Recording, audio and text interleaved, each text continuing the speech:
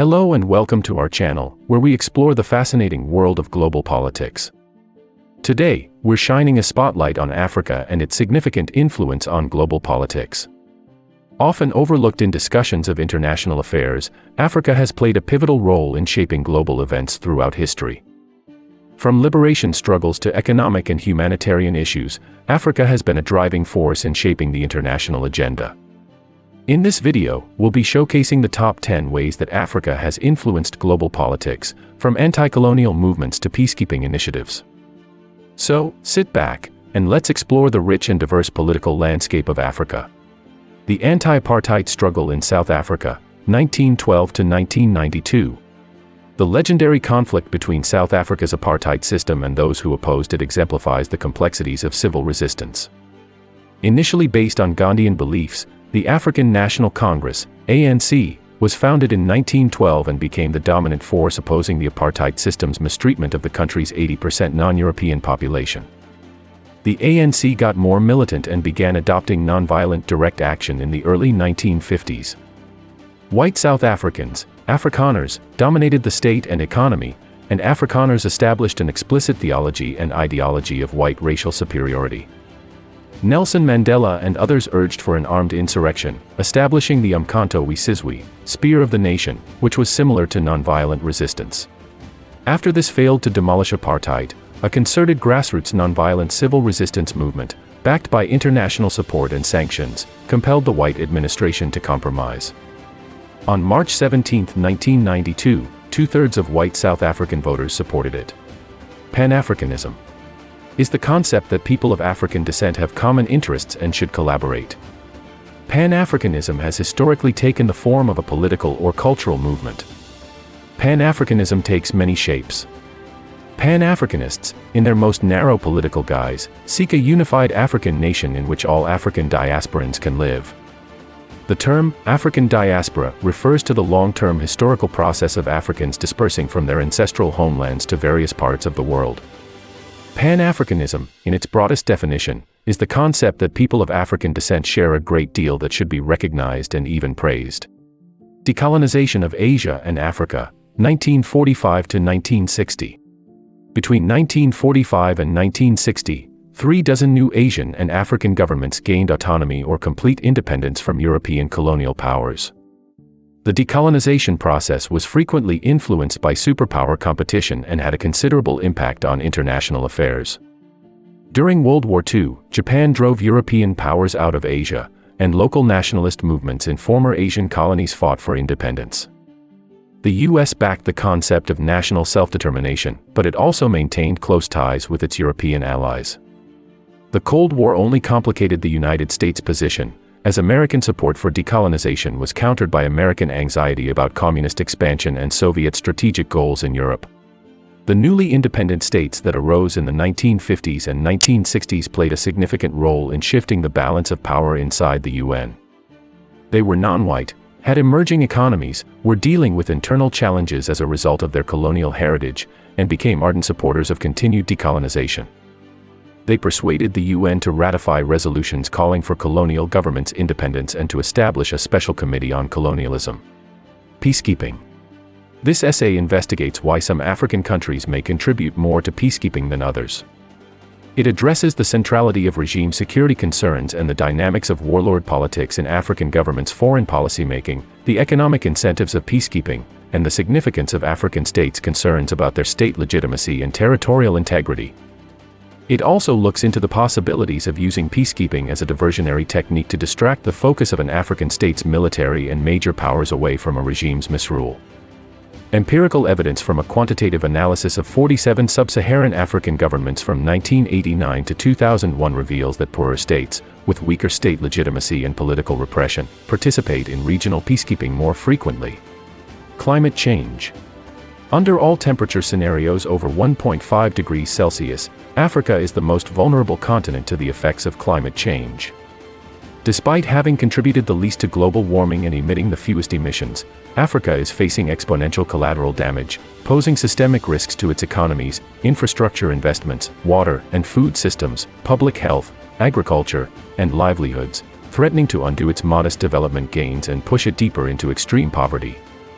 Rain-fed agriculture accounts for 95% of all agriculture in sub-Saharan Africa, resulting in economic losses and increased food poverty. 7 of the 10 most susceptible countries to climate change are in Africa. Climate change is a big danger to Africa's ability to meet the Sustainable Development Goals. The 2018 Intergovernmental Panel on Climate Change, IPCC, report emphasized the dire repercussions of a temperature increase of more than 1.5 degrees Celsius, particularly for Africa. Under the Paris Agreement, all countries promised to work together to limit global temperature increases to no more than 2 degrees Celsius over pre-industrial levels. African governments have pledged to strengthen climate action by decreasing greenhouse gas emissions and strengthening resilience. However, climate change gives an opportunity for Africa to leverage its vast resource potential in order to meet the targets. HIV/AIDS. Africa has been at the forefront of the global fight against HIV/AIDS. African governments, civil society organizations, and international partners have worked to improve access to antiretroviral therapy and reduce the spread of the disease. Economic development. The African Continental Free Trade Agreement, AfCFTA, is a new player on the scene with the potential to defragment Africa and enhance productivity. A framework agreement was signed by 44 African heads of state to create a unified continental market for products and services, including free movement of capital and business travelers. In July, 5 more countries, including South Africa, joined. The AfCFTA still requires ratification by at least 22 countries' parliaments, but 7 have done so far. The main question is whether this initiative would boost African economies' competitiveness. Competitiveness is a fundamental predictor of long-term growth and a means of effectively integrating into the global economy. The World Economic Forum's Global Competitiveness Index, a performance indicator released each year, reveals wide variances in national competitiveness rankings.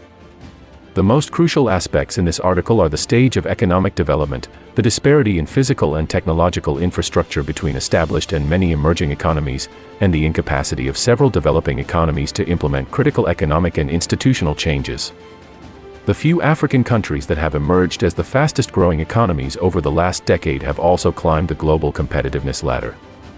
However, due to the growth of beggar-thy-neighbor nationalism and rising protectionism, most African countries are likely to be latecomers in the battle to enhance competitiveness. In Africa, the AfCFTA's aim to expand economic integration and promote intra-African trade is anticipated to reduce the costs of unfavorable global shocks. A greater effective domestic market protects against disruptions in worldwide trade caused by global volatility or a decline in global demand. Women's rights. The Carter Center launched the Inform Women, Transform Lives campaign in 12 cities worldwide, including Amman, Atlanta, Buenos Aires, Cape Town, South Africa, Chicago, Colombo, Sri Lanka, Dublin, Guatemala City, Kampala, Uganda, Lima, Peru, Monrovia, Liberia, and São Paulo, Brazil. Birmingham, United Kingdom, Bogotá, Colombia, Casablanca, Morocco, Dhaka North, Bangladesh, Freetown, Sierra Leone, Maputo, Mozambique, Montevideo, Uruguay, Nairobi, Kenya, Paris, France, Santo Domingo, Dominican Republic, Tunis, Tunisia, and Washington, D.C., USA will join the campaign in 2022. The campaign's goal is to enable women to engage in public life, gain access to government resources, and make better decisions for themselves, their families, and their communities. Human rights. Transitional justice refers to a set of methods and systems that help a society deal with the residue of large-scale previous conflict, repression, violations, and abuses.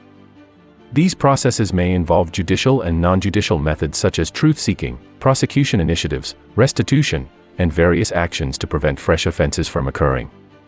It seeks to recognize victims, increase trust in state institutions, reaffirm human rights respect, and promote the rule of law as a first step toward reconciliation and the prevention of fresh abuses. To link, empower, and transform societies and contribute to long-term peace, transitional justice systems must be context-specific, nationally controlled, and focused on the needs of victims. Democracy. The African Union, AU, is a 55-member regional organization dedicated to fostering peace, security, and democratic administration on the African continent. Since its inception in 2002, the African Union has played a critical role in assisting democratic transitions and preserving human rights in Africa. The African Union has produced an African Charter on Democracy, Elections, and Governance, which lays out principles and rules for free and fair elections, and it has sent election observers to various nations across the continent. The AU has also been active in promoting good governance and human rights across the continent, establishing a number of bodies and programs addressing topics such as anti-corruption, human rights, and the rule of law. African nations' recent progress toward democracy is a monument to the tenacity and determination of the continent's people and institutions. African nations may build on their successes and work toward more stable, democratic, and wealthy futures with continuing international engagement and support. That's a wrap for our list of the top 10 ways that Africa has influenced global politics. We hope this video has provided you with a greater understanding of the significant role that Africa has played in shaping the world we live in today. From the struggle for liberation to the fight against poverty and disease, Africa's impact on global politics has been immense. We would love to hear your thoughts in the comments below on how you think Africa's influence will continue to shape the future of global politics. As always, thank you for watching, and don't forget to hit that subscribe button to stay up to date with our latest videos.